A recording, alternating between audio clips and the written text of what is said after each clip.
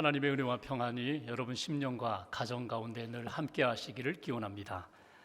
마르틴 루터 그 인간과 그의 업적이라는 책이 있습니다. 이 책은 종교개혁자 마르틴 루터의 삶과 그의 신학을 소개하는 책입니다. 루터는 법학도였습니다. 법을 공부하는 학창 시절에 친구와 함께 길을 가게 됩니다. 갑자기 소나기를 만나게 됩니다. 그리고 낙뢰가 떨어졌는데 옆에 있던 친구가 낙뢰에 맞아 그 자리에서 죽는 것입니다. 그 장면을 보고 루터 마음 가운데 두려움이 생겼습니다. 내가 그 낙뢰를 맞았다면 내가 죽을 텐데, 내가 이 시간 이 자리에서 죽는다면 나는 천국에 갈 수 있을까? 영생을 얻을 수 있을까? 구원 받았을까? 구원에 대한 확신이 없었습니다. 그래서 두려움 가운데 시간을 보내던 루터가 법학을 접고 수도원에 들어가게 됩니다. 수도사 생활을 시작한 것입니다. 열심히 성경을 연구하고 기도를 합니다. 그때마다 자기의 죄가 생각나서 수도원장님께 가가지고 내가 이런 죄를 졌습니다. 용서해 주십시오. 회개합니다. 용서해 주십시오. 그 생활을 계속 반복했습니다. 그러다가 어느 날 로마서 1장에 있는 말씀, 오직 의인은 믿음으로 말미암아 살리라. 우리가 구원받는 것은 공부를 한다고, 노력을 한다고, 무엇을 행한다고, 고행을 한다고 구원받는 것이 아니라 예수의 복음을 믿음으로 구원받는다는 것을 깨닫고 믿음을 고백합니다. 그리고 구원의 확신을 갖게 됩니다. 구원받은 사람은 어떻게 살아야 되는가? 예수 그리스도의 말씀 안에 믿음으로 사는 인생이 되어야 한다. 이 귀한 진리를 깨닫고 교회를 돌아보니까 당시 중세의 캐톨릭이 이 말씀에서 벗어났고 믿음에서 벗어난 모습들이 많이 눈에 들어왔습니다. 그래서 오직 믿음으로, 오직 은혜로, 오직 성경 말씀으로 돌아가야 한다며 종교개혁을 시작하게 됩니다. 몇몇 사람들이 모여서 뜻을 같이하여 종교개혁이 시작되었다는 소문이 쫙 퍼졌습니다. 어디에까지 퍼졌는가 하면 봉쇄수도원, 봉쇄수녀원까지 그 소문이 들어가게 됩니다. 봉쇄수도원, 수녀원은 어떤 곳인가 하면 한 번 들어가면 그곳에서 평생 하나님을 섬기며 수도 생활하는 그런 곳입니다. 죽을 때까지 나올 수 없는 곳, 그곳에까지 이 종교계획의 소문이 들어가게 됩니다. 그 소문이 들어간 곳 가운데 한 수녀원에서 수녀 생활들, 그 수도하던 수녀원들이 나도 종교계획에 동참하겠다고 뜻을 세운 사람들이 몇 명 모였습니다. 9명의 수녀들이 모여서 기회를 보고 어떻게든지 이곳에 나가 루터의 종교개혁에 동참하겠노라고. 그래서 생선이 들어올 때 그 통에 들어오는데 청어통에 자기의 몸을 숨기고 그 청어통에 숨어서 밖으로 나가게 됩니다. 그리고 루터를 찾아가게 됩니다. 우리도 당신과 함께 종교개혁에 동참하겠습니다. 루터가 반갑게 맞이하면서 그 수녀들 한 사람 한 사람씩 이제 결혼을 시킵니다. 왜냐하면 루터는 독신주의가 아니라 사제들도, 성직자들도 결혼하여 가정을 꾸려야 한다는 그런 마음이 있었기 때문에, 믿음이 있었기 때문에 한 사람씩 한 사람씩 짝을 지어서 결혼하여 가정을 이루게 합니다. 무려 2년 동안 그렇게 한 사람씩 한 사람씩 결혼을 시켰는데 마지막 남은 수녀 한 사람이 있었습니다.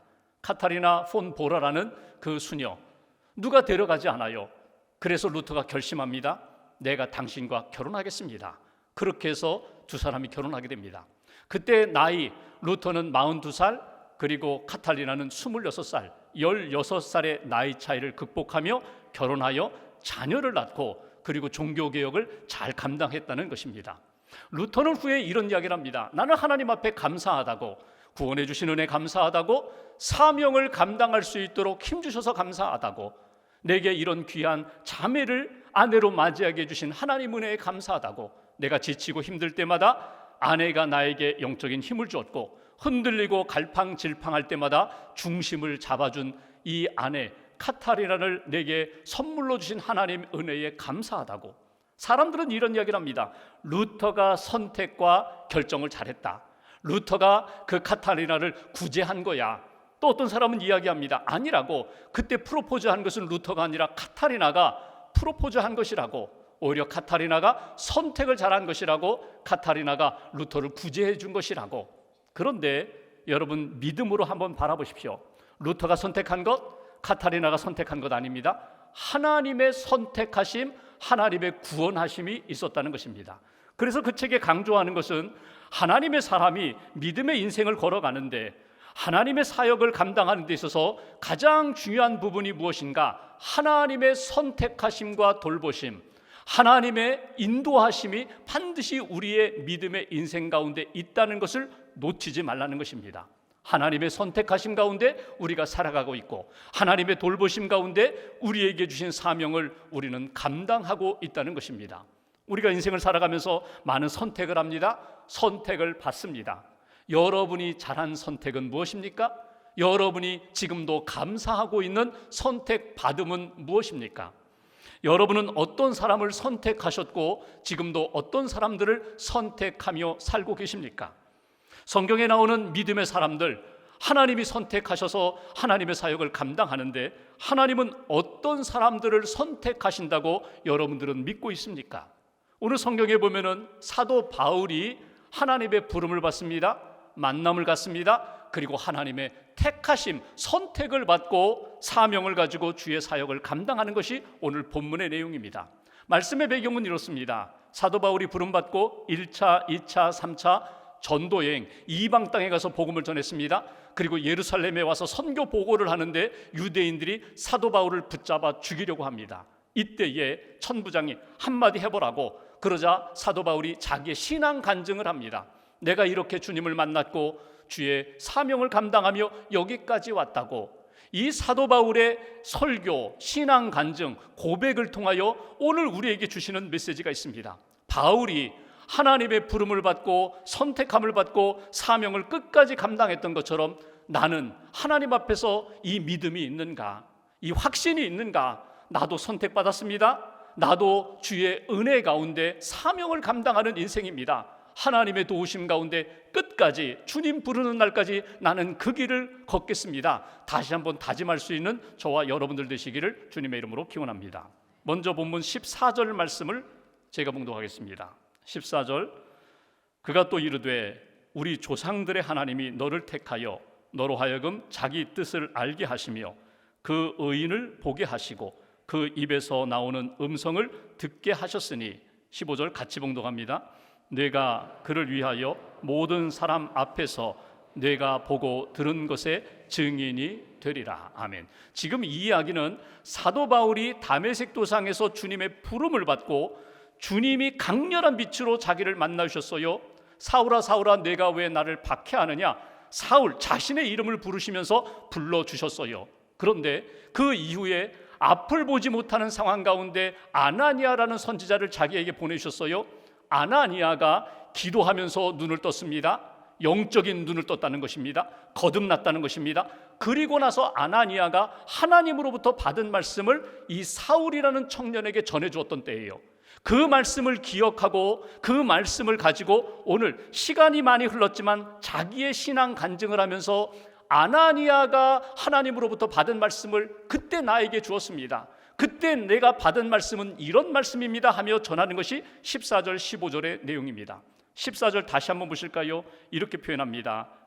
여기 우리 조상 하나님이 너를 택하여, 하나님이 나를 택해 주셨다고 아나니아를 통하여 내게 확인시켜 주셨습니다.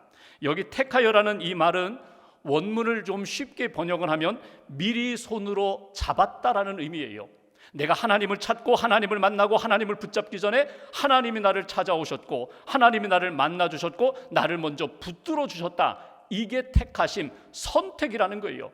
내가 하나님을 선택하기 전에 하나님이 나를 선택해 주셔서 내가 하나님의 사람이 되었습니다. 구원 받았습니다. 그리고 사명 받았습니다. 이것이 사도 바울의 간증입니다. 여기에 우리가 붙들어야 할 첫 번째 메시지가 있어요. 오늘 바울이 신앙 간증하면서 자기의 신앙 여정 가운데 가장 중요한 부분, 누가 먼저 선택했는가? 하나님이 나를 선택해 주셨습니다. 하나님의 택하심이 있습니다. 이 고백이 저와 여러분들의 고백이 되어야 한다는 것입니다. 다시 한번 마음속에 다짐하십시오. 하나님이 먼저 나를 선택해 주셨습니다. 내가 선택받은 하나님의 사람입니다. 이 고백으로 하나님 앞에서 믿음의 길을 걸어가시기를 주님의 이름으로 기원합니다. 하나님이 선택하셨어요. 나를 미리 먼저 오셔서 나를 붙잡아 주셨어요. 의의 길, 생명의 길, 회개하고 세례받고 구원받은 하나님의 사람으로 나를 이끌어 주셨다는 거예요. 그렇다면 하나님의 선택함을 받은 사람은 어떻게 살아야 되는가? 하나님의 선택하심의 목적과 이유가 무엇인가? 14절 말씀, 15절 말씀에 보면 몇 가지를 이야기합니다. 하나님의 택하심은 그냥 선택하여 나는 선택받았어, 구원받았어, 그거로 끝나는 것이 아니라 끊임없이 선택받은 자가 선택하신 그분의 뜻을 깨달아 가야 한다는 거예요. 나를 부르시고 만나주시고 선택하신 하나님의 뜻이 무엇인지를 계속 알아가야 하고, 나를 지금도 바라보고 계시는 주님을 주목하여 계속 바라보아야 하고, 그분이 내게 주시는 하나님의 음성을 계속 듣고 체험한 것을 가지고 증언하는 증인의 삶을 살아야 합니다. 이것이 14절 15절의 내용입니다. 14절 다시 한번 보실까요? 이렇게 말씀합니다. 너를 택하여 너로 하여금 자기 뜻을 알게 하시며, 선택받은 사람은 선택한 그분 하나님의 뜻을 계속 알아가야 한다. 그 의인을 보게 하시며, 그 의인이 누구입니까? 예수 그리스도, 구원자 되시는 예수, 부활하신 예수, 의로우신 예수, 그분을 끊임없이 바라보아야 하고 그 입에서 나오는 음성을 듣게 하셨으니, 주님이 내게 오늘 다시금 주시는 말씀을 듣고 믿고 그 말씀에 순종하면서 15절 증인된 삶을, 내가 경험한 것, 체험한 것을 끊임없이 간증하며 복음 전하는 삶을 살아야 됩니다. 이것이 하나님의 택하심을 받은 믿음의 사람, 바울뿐만 아니라 저와 여러분들의 신앙 여정이 되어야 한다는 것입니다. 여러분, 하나님의 뜻이 무엇입니까? 가장 최근에 여러분이 기도하면서, 성경을 읽으면서, 신앙생활하면서 나를 향하신 하나님의 뜻을 여러분 깨달으셨어요? 성령의 감동을 받으셨어요? 하나님이 내게 주신 귀한 뜻이 무엇입니까? 내가 너를 선택했다, 내가 너를 구원했다, 내가 너와 함께한다. 주님이 내게 주신 하나님의 뜻이 무엇인지를 놓치지 말아야 한다는 거예요. 데살로니가 전서를 보면은 몇 군데에 걸쳐서 사도 바울이 하나님의 뜻은 이것이라고 전하는 말씀이 나와요. 데살로니가 전서 4장 3절, 하나님의 뜻은 이것이니 너희의 거룩함이라. 거룩함, 구별된 것, 세상에 속한 사람이 아니라 하나님께 하늘에 속한 사람, 어둠에 묻혀 사는 인생이 아니라 빛의 자녀로 사는 인생, 이것이 하나님의 뜻, 거룩함이라고. 항상 하나님 앞에 부끄러움이 없는, 하나님 앞에 기쁨이 되는 거룩한 인생 여정 살아가는 것, 이것이 하나님의 뜻이라고. 데살로니가전서 5장 16, 17, 18절 말씀, 항상 기뻐하는 것, 쉬지 말고 기도하는 것, 범사에 감사하는 것, 이것이 그리스도 예수 안에서 너희를, 우리를, 나를 향한 하나님의 뜻이라고. 하나님은 지금도 모든 상황 가운데 기뻐하고 감사하고 주님과 함께 교제하면서 기도의 삶으로 살아가는 것을 하나님이 원하신다는 거예요. 베드로는 고난 가운데 있는 그리스도인들을 향하여 이렇게 권면합니다. 베드로전서 3장 17절, 선을 행함으로 고난받는 것이 하나님의 뜻이라.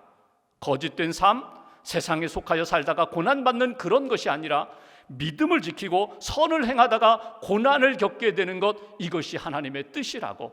하나님의 뜻대로 살아갈 때에 고난 겪는 일 당연한 일이라고, 억울한 일 당하는 것 그거 자연스러운 일이라고 베드로는 그렇게 초대교회 성도들에게 권면합니다. 이렇게 날마다 하나님의 뜻을 깨닫고 주님을 바라보고 주님이 주시는 말씀 가운데 오늘 내게 주시는 말씀, 그 말씀 붙잡고 오늘 순종하는 거예요. 믿음의 길을 걸어가는 거예요. 이것이 하나님의 택하심을 받은 성도들의 모습이라고. 여러분, 구약에 나오는 믿음의 사람들을 보십시오. 한 번 만나주시고 한 번 말씀하고 끝나지 않아요. 계속 만나주십니다. 계속 말씀하십니다. 때를 따라 하나님이 주시는 말씀을 의지하여 순종하며 살아갔던 아브라함이나 또는 모세나 다윗이나 믿음의 사람들, 예언자 엘리야나 예레미야, 주시는 말씀이 그때그때마다 있어요. 말씀 붙잡고 순종할 때 하나님의 뜻이 이루어지고 오늘 택함 받은 자의 아름다운 모습으로 나타나게 된다. 여러분, 오늘 우리가 함께 예배드리며 기도하며 믿음의 삶을 살고 있습니다. 거룩한 성도의 길을 걷고 있습니다. 예수님의 제자가 되고 있습니다. 여러분, 우리가 이렇게 신앙생활 하기까지 하나님의 선택하심과 하나님의 말씀에 순종한 사람들이 오늘 여기까지 이렇게 우리를 인도했어요. 내가 어느 날 갑자기 이렇게 신앙생활하는 것이 아니라 많은 믿음의 사람들의 그 체험과 간증과 고백을 우리가 듣고, 복음을 듣고 간증을 듣고 나도 그 길을 걷겠습니다, 그렇게 시작했다가 하나님이 나를 만나주시고 구체적으로 체험케 해주셔서 내가 믿음의 길을 걸어가게 되는 거예요. 우리 찬송가에 가장 많은 찬송시가 바로 크로스비, 페니 크로스비 그 믿음의 사람의 찬송시거든요. 23편이나 우리 찬송가에 들어와 있어요. 예수로 나의 구주 삼고 성령과 피로 거듭났다. 이것이 나의 간증이요, 이것이 나의 찬송이라고. 나의 인생의 이야기는 곧 예수님의 이야기, 예수님의 이야기는 곧 내 이야기라고 그렇게 찬송시를 썼던 크로스비, 그 여성은요 시각장애를 갖고 있었던 여성이에요. 95년 동안 95세까지 살았는데 8,000편의 찬송시를 썼어요. 여러분, 그 여인이 한번 크게 주님을 만나고 은혜 받고 말씀 받아서 그거 가지고 계속 사용했는가? 그렇지 않습니다. 그때마다 주시는 하나님의 말씀 놓치지 않고 나를 선택하신 하나님, 내게 만나주시고 말씀을 주시는 하나님, 그때마다 주시는 성령의 감동을 따라서 신앙 고백을 하고 찬송시를 쓴 거예요. 이제는 저와 여러분들이 찬송시를 써야 할 때예요. 이것이 나의 간증입니다. 이것이 나의 고백입니다. 주님이 나를 만나주셨고 주님이 선택해 주셨고 은혜를 주셨습니다. 깨달음을 주셨습니다. 여러분, 다시 한번 나는 하나님의 선택받은 믿음의 사람입니다. 하나님의 택하심 가운데 오늘도 우리는 살아갑니다. 다시 한번 고백하며 믿음의 길을 걷는 저와 여러분 되시기를 주님의 이름으로 기원합니다. 두 번째로 17절 18절 말씀 보실까요? 17절 후에 주님을 만난 이후에 바울이 예루살렘으로 올라갔습니다. 성전에서 기도하는 가운데 하나님이 말씀을 주십니다. 그 말씀 18절 속히 예루살렘에서 나가라. 내가 예루살렘에 있는 사람들에게 아무리 복음을 전하고 간증을 해도 사람들이 내 말을 믿어주지 않을 거야. 왜? 너는 핍박자였으니까, 너는 믿음의 사람이 아니었으니까 속히 이곳을 나가라. 그리고 또 한 번 말씀을 주세요. 21절 한 절을 함께 봉독합니다. 나더러 또 이르시되 떠나가라. 내가 너를 멀리 이방인에게로 보내리라 하셨느니라. 성전에 가서 기도하는 가운데 황홀한 경험을 해요. 환상 체험을 해요. 영적인 체험을 해요. 그때 주님이 자기에게 말씀을 주셨다는 거예요. 어떤 말씀? 예루살렘을 떠나라. 사람들이 너를 받아주지 않아. 너를 괴롭힐 거야. 예루살렘을 떠나라. 대신 어디로 내가 너를 보낸다고요? 멀리 이방인들에게로 내가 너를 보내리라. 여러분, 이 상황에서 처음 사도 바울은 이해가 되지 않았어요. 나는 예루살렘에 머물고 싶어요. 적어도 율법을 아는 사람들, 나같이 과거에 오직 그냥 율법만 붙잡고 살던 사람들이 예수 믿으면 바뀔 수 있다고 내가 간증할 수 있거든요. 내가 예루살렘에서 유대인들에게 복음을 전하고 싶은데 하나님은 이곳을 떠나라는 거예요. 그리고 멀리 이방인에게로 가라. 이것이 하나님이 바울에게 주신 말씀이에요. 여러분, 믿음의 사람이 하나님의 선택을 받고 하나님의 구원 역사를 경험한 다음에 하나님이 우리에게 주시는 말씀이 있어요. 그 말씀 가운데 내가 너를 보내리라. 보내신다는 파송의 말씀이 있어요. 사명의 말씀이 있어요. 이 말씀을 사도 바울이 믿음으로 받아들이고 순종했다는 것입니다. 두 번째, 바울의 간증을 통하여 우리가 붙들어야 할 메시지가 있어요. 하나님의 보내심이 있습니다. 하나님의 보내심, 내가 원하는 곳, 내가 원하는 사람들을 찾아가는 것이 아니라 하나님의 구원 계획 속에 나를 보내시는 땅이 있고 보내 만나게 하시는 사람들이 있다. 여러분, 이 이야기를 지금 언제 하고 있어요? 처음에는 기도하면서 환상 중에 말씀을 받을 때는 도저히 이해가 되지 않았어요. 받아들이기 어려웠어요.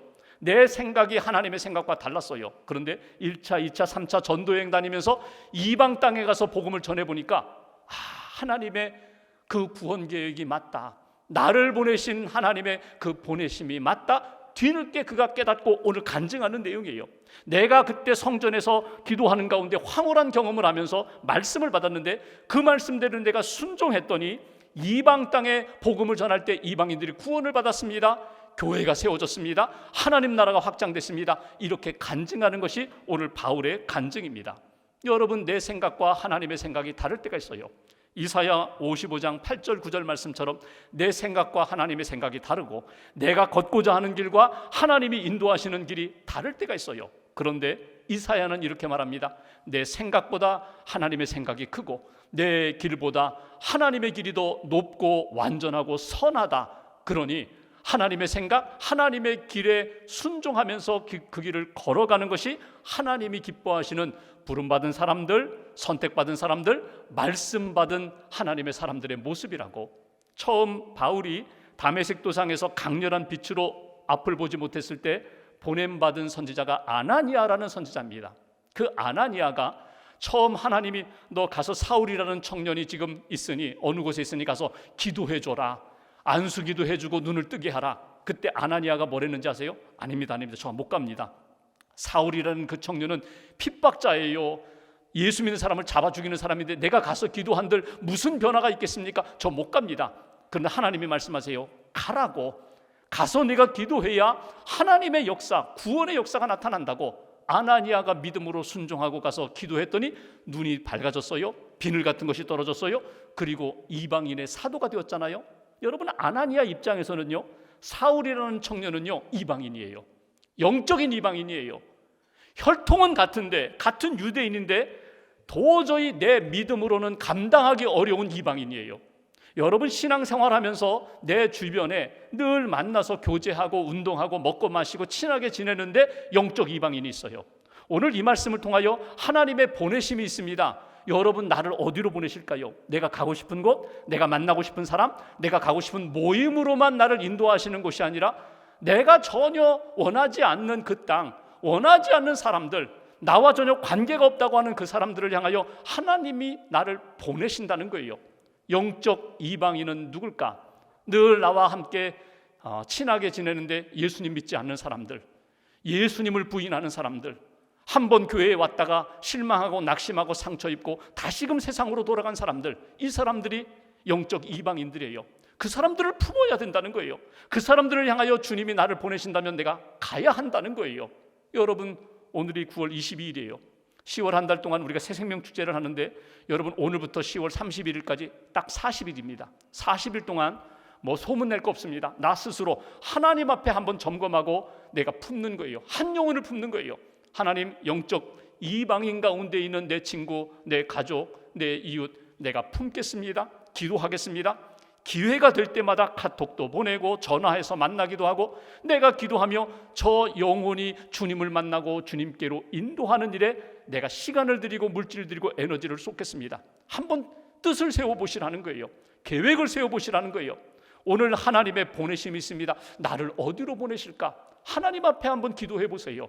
환상 중에 오늘 사도 바울에게 말씀하셨던 것처럼 분명히 우리에게 말씀을 주실 것입니다. 생각나게 하는 사람이 있을 것입니다. 가슴에 품고 그 영혼을 위하여 기도하며 복음을 증거하는 하나님의 사람. 여러분, 지금까지 우리 한국 기독교가 이렇게 아름답게 성장한 배경 속에는요, 하나님의 보내심에 순종한 선교사님들이 있기 때문에 가능했어요. 조선 땅, 정말 알려지지 않았던 그 작은 땅, 그 땅을 향하여 미국에서, 캐나다, 호주에서, 영국에서 달려온 선교사님들이 있었어요.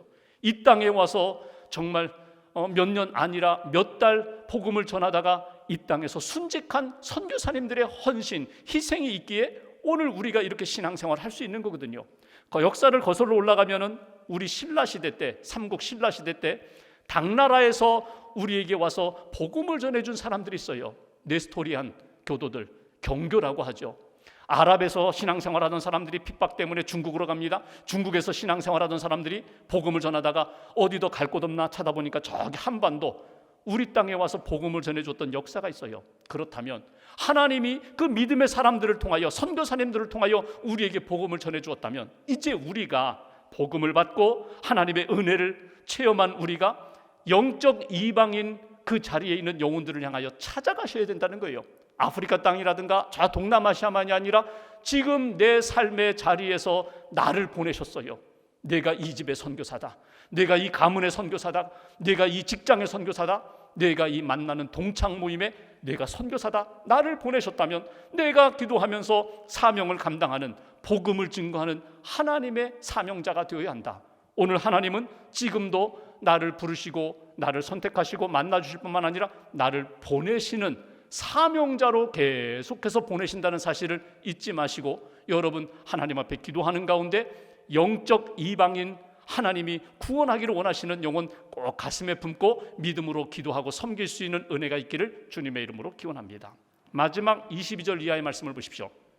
22절, 바울의 설교, 바울의 간증을 다 들었습니다. 22절, 이 말하는 것까지 그들이 듣다가, 유대인들이 듣다가 소리 질러 이르되 이러한 자는 세상에서 없애버리자, 살려둘 자가 아니라 하여 23절, 떠들며 옷을 벗어 던지고 티끌을 공중에 날렸다. 여러분, 스데반을 죽일 때에 설교를 듣고 돌을 들어서 죽일 때 상황하고 거의 비슷한 상황이 됐어요. 예수님을 십자가에 못 박으라고, 그래서 결국 마침내 예수님을 십자가에 못 박았던 그 상황하고 비슷한 상황이 됐어요. 오늘 바울의 무슨 말 때문에 유대인들이 그렇게 격노하고 흥분하고 이 가만둘 수 없다, 바울을 죽여야 된다고 이렇게 아주 혈기가 나오게 되었을까? 딱 한마디 때문에 그렇습니다. 하나님이 나를 이방인들에게 보내셨습니다. 이 말 때문에 그래요. 여러분, 이 말이 왜 유대인들의 귀에 거슬렸는가 하면, 구원은 언제나 유대인들, 우리만 얻는 거예요. 우리만 은혜 받고 우리만 복을 받는 거예요. 그런데 하나님이 이방인들에게 가서 복음을 전하고 그들이 구원을 얻는다고, 그들이 복을 받는다고, 이건 있을 수 없는 일이야. 그런 말을 하는 저 바울을 가만히 둘 수 없어. 그래가지고 결국 바울을 잡아 죽이려고 하는 모습이 나타나게 됩니다. 여러분, 이들이 가지고 있는 생각이 무엇입니까?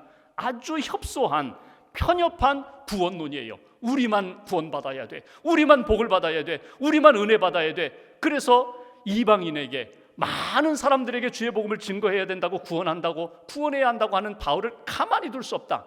그래서 어떻게 해요? 바울을 붙잡습니다. 그리고 채찍질을 하려고 해요. 고문을 하려고 해요. 신문을 하려고 해요. 그때 바울이 한마디 툭 던집니다. 아니, 로마 시민권자, 재판도 받지 않는 로마 시민권자를 이렇게 고문할 수가 있습니까? 괴롭힐 수가 있습니까? 구금할 수 있습니까? 그 말을 듣고 백부장이 깜짝 놀라서 천부장에 가서 이야기합니다. 바울이 로마 시민권자 같아요. 27절 말씀 보실까요?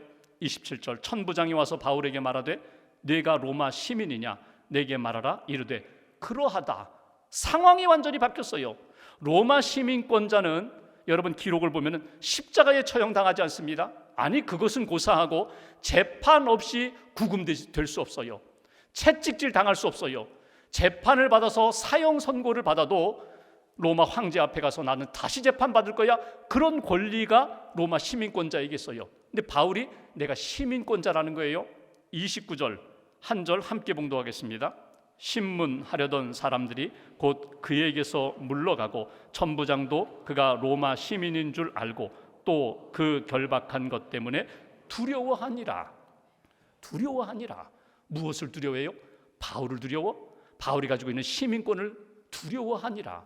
여러분, 여기에서 우리가 주목할 것이 있습니다. 바울은요, 인간적인 자랑을 한 적이 없어요. 나는 로마 시민권자입니다. 나는 가말리엘 밑에서 공부한 사람입니다. 나는 바리새인입니다. 나는 유대인 중에 유대인입니다. 나는 귀족입니다. 뭐 이런 인간적인 자랑을 하지 않고 오직 예수만 붙잡고 나머지는 다 배설물로 여겼던 사람이에요. 그런데 오늘 이 시간에 사도 바울이 내가 가지고 있는 로마 시민권을 히든카드처럼 한 가지 툭 던지는 거예요. 왜 그랬을까? 하나님의 구원 역사 가운데 내가 죽음은 두려워하지 않지만 하나님의 선교와 구원 역사 가운데 이렇게 끝낼 수는 없다는 거예요. 하나님이 이루고자 하는 분명한 뜻, 구원 계획이 있기 때문에 내가 이렇게 로마 시민권자임을 밝히면서 다시금 하나님의 사역이 이어지기로 한다. 하나님의 뜻이 이루어지기로 한다. 여러분, 이것은 하나님이 바울에게 주신 지혜입니다. 로마 시민권자가 된 것 하나님이 준비하신 역사예요. 백부장을 만나고 천부장을 만나서 내가 로마 시민권자입니다 이렇게 넌지시 이야기했을 때 이 모든 상황을 바꾸게 하신 분은 하나님의 역사였다는 거예요. 하나님의 도우시는 손길, 보이지 않는 하나님의 손길이 오늘 성경 가운데 나타나는 것을 보게 돼요. 세 번째, 우리에게 주시는 메시지가 있어요. 하나님의 부르심을 받고 선택을 받고 사명을 받고 주의 일을 감당할 때에 반드시 하나님의 도우심의 역사가 있다는 것, 하나님이 돌보신다는 것, 하나님이 함께 하신다는 것, 하나님이 구원하신다는 것, 하나님의 인도하심이 있다는 것, 이것을 우리가 오늘 성경을 통해서 배우고 다시 한번 붙잡게 됩니다. 하나님이 내가 믿음으로 살아갈 때 나를 도우신다, 나를 돌보신다, 나를 인도하신다, 나를 붙들어 주신다. 나는 상황을 바꿀 수는 없지만 반드시 믿음으로 나아갈 때 하나님이 상황도 바꾸어 주시고 사람도 바꾸어 주시고 하나님의 구원 역사 가운데 반드시 영광의 역사로 이끌어 가신다. 이것이 오늘 사도 바울을 통하여 우리가 깨닫는 부분입니다. 나는 아무것도 없어요. 다 잃어버렸어요. 그런데 반드시 하나님이 내게 남겨두신 것이 있어요. 남겨두신 것, 그것을 가지고 하나님이 놀라운 역사, 기적의 역사를 만드세요.